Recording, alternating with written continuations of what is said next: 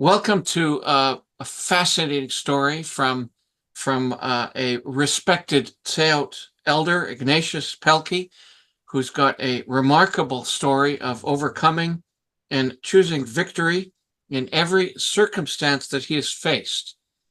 He is in the process of sharing his story to bring awareness of the effect residential schools has had on families and communities, and show how it still forms part of the fabric of his and others' day-to-day life and experiences.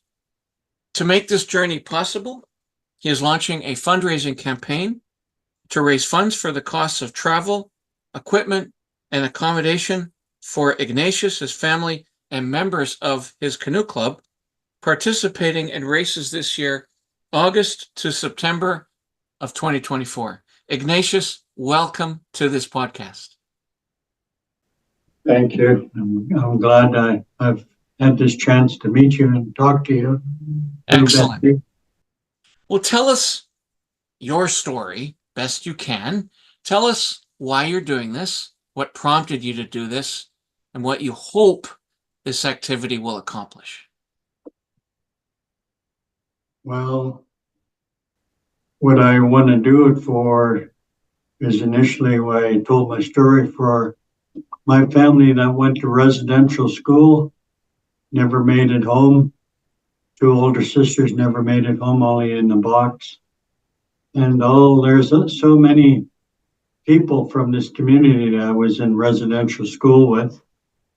And their families struggled along in life too, but mainly my brother and sisters. The youngest one's gone, the two older sisters are gone, and the families are left struggling away. I lost my grandson. My sister lost two grandsons to suicide. My older brother Willard lost family members. And I want to carry on what my elders told me about getting into the canoes. That's the only thing we own are these canoes. And we only know how to be family down when we're around these canoes. And I've been running crews before until we lost my grandson and we started up again. But it's a struggle trying to get the adults going, but the youth are back. 10 and unders are giving it all. And I want to raise money to take my family. I want to go in that 5-kilometer singles race for 70 and over for this cause. But Ignatius, you don't look over 70. You better look over 50. So clearly this is working for you. Canoeing. I was lucky to have elders here that knew my dad. When we were taken away in residential school in 60 Scoop, when I came home, they were here to guide me and give me teachings of my late father, who was going to be a hereditary chief. But he was killed in a car accident when I was 3. Why we ended up residential school and foster homes. But the crew down there is the one that kind of inspired me about doing the outrigger race on singles. And it's a 5-kilometer race, which I can do, and bring my family together because they suffered through me learning to be a dad because of residential school took that away from me about being a dad. And after I got out of the foster homes and stuff, I made up my mind a long time ago I'd never be in this helpless position again. And that's how I conducted my life. And when I do this, I want my story to get out there about the residential schools and 60 Scoops, all the losses in my family because of residential schools. And in my community, this canoeing has just about disappeared here. It's like pulling teeth, getting people to go learn their own culture, our elders' way. It's our only canoe sport we own is this war canoe. But we're adopting Hawaiian style outrigger as well. So Ignatius,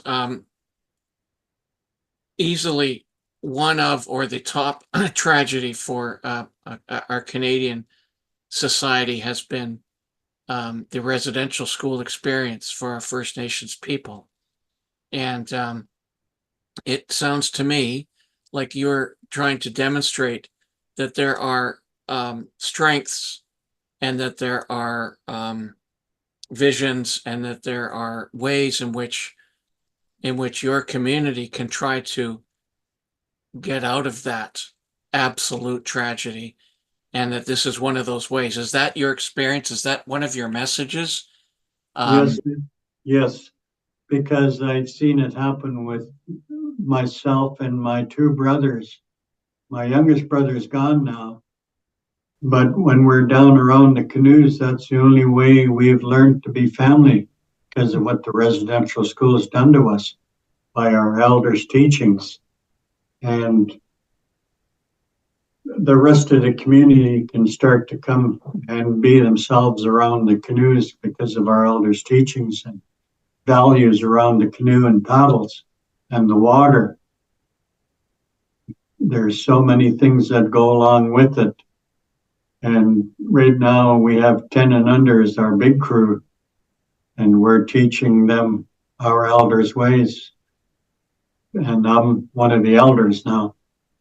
And you're one of the elders. Yeah. I'm about the age of a lot of the residential school survivors that are left now. So we're getting up there in age. And doing this for residential school syndrome, all the people that have gone there, it has left a bad legacy, suicides and alcoholisms and broken families because they didn't know how to handle how to live in this world. What they were called down all their lives in residential school about who they are, to be ashamed of who you are, instead of teaching them to be proud of what these canoes do. And the elders say, be proud of who you are, where you come from, and who you come from. The opposite of what residential schools did, taught you to be ashamed of who you are. And a lot of people couldn't make it in life because they were stuck in that residential school syndrome. Yeah, that abuse, absolutely. The consequences. Now, I understand you've had some health battles along the way. You've clearly had to deal with the residential school abuses and consequences. What are some of the characteristics that you've developed to try to beat that and move on? What is it that you want to tell people? These are the things that they can do or try to do to get out of get out of that cycle, a terrible cycle. Well, for one thing, I took a lot of counseling, but a long time ago when I first started working, I aged out of the foster home when I was 18. And then they didn't bring me back here to my home community after I aged out. I got a job driving truck in Vancouver. And that's when I first realized I was free, no more residential school, no more government or Indian agents holding me back. I made my mind a long time ago. I was never going to be in that helpless position again. But the big thing was when I came home, I took up counseling so I could be a better dad to my kids. And that's where it all started. I had a little boy who was born with cerebral palsy, but I learned compassion and respect from him. He taught me a lot. And my youngest daughter, I put into canoeing because that's what my elders told me to do. Get into canoes, keep that structured life. And I did that for my daughter, and she was a canoe champion. My grandson I just lost, he was Canadian national outrigger champion before he took his life. But it's, you have to make up your mind, like the elders told me, to keep my mind strong on what I want to do. And that was one of them. I wanted to pull my family together one way or another the best I could. And that's what I offer to other people who are trying to make it in life and keep a job and And hold it down. break out of the challenges that your communities have faced for Yeah. so many decades. So you are, this event, the canoe race is called the Queen, and I will likely mispronounce it. So please, apologies ahead of time. Queen Lili'uokalani Canoe Races. How is that properly pronounced? What is that? That's about it. Oh, I was pretty close, eh? Okay.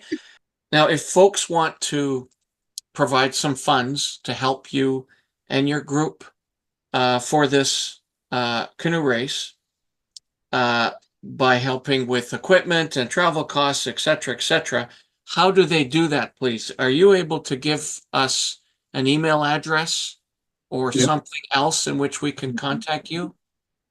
Well, that is great news. Let's spread the word.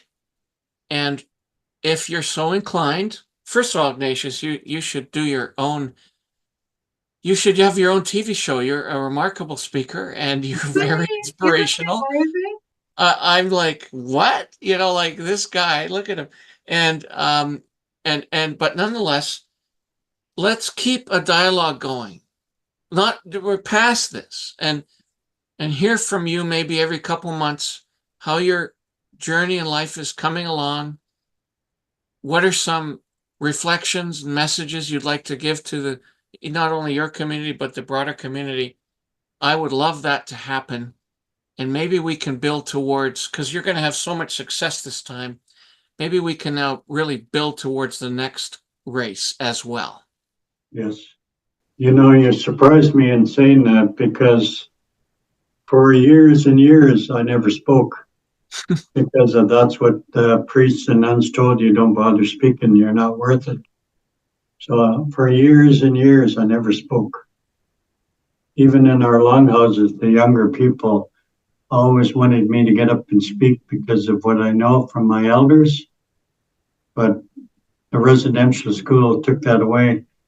And Not entirely, because you're now going to show the world that you're an extraordinary speaker with extraordinary messages, and I'm going to help that happen okay, okay. to the degree you want to. Yeah. My late dad was going to be a hereditary chief, not the Indian Affairs chiefs, but he was groomed into leadership as a young man. And when he passed, I got a lot of those teachings back from all the old men that he talked to and gave teachings to, Mm-hmm. where I rose in the ranks in our culture is from the old men, the elders that were still here when I came home when I was in my young 20s. Well, as I indicated, you don't look old, but your physical age is certainly no limitation to the kind of extraordinary messaging that you can give to all kinds of people who care to listen. And that is a very youthful message of strength and personal fitness and a positive attitude about life that to do yourself is so very, very difficult. I so congratulate you on this journey. I think Amazing. I'd like to get my story out there. I've seen so much, and there are so many children that never made it home either, and I want to do this for them. But first of all, is my own family first that never made it home. My two older sisters, I made it home in a coffin after they ran away from residential schools. And there's so many people, they're gone now, that were friends of mine in residential school. I want to do this for them as well. But my family first, that never made it home. And my grandson